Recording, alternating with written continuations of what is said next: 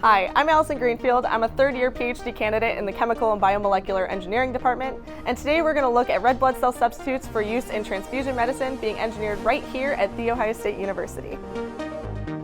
Donated blood presents a dilemma. Once collected, it can only be stored for 42 days and must be kept refrigerated.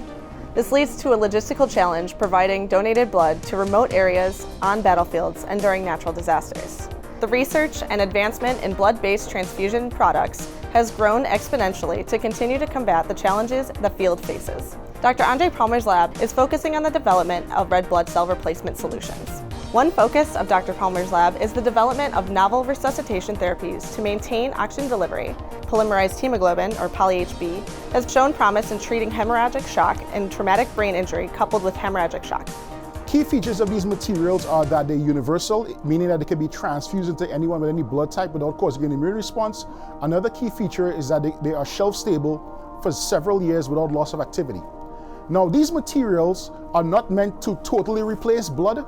They're supposed to be used when blood is not available. Blood is not available on the battlefield, it's not available in rural areas, and if you have a natural disaster or a terrorist attack, typically what happens is that we quickly exhaust our blood supply.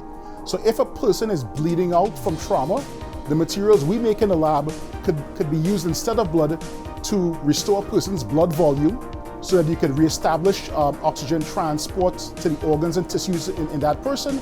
And you would basically give that person enough time to get medevac to a medical facility to get a blood transfusion.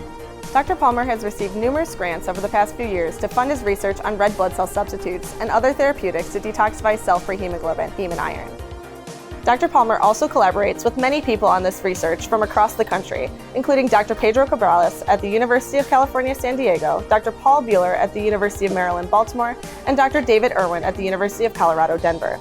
The polymerized hemoglobin and other materials developed in Dr. Palmer's lab have many applications outside of emergency medicine and can also be applied to cancer therapy, wound healing, drug delivery, and tissue engineering.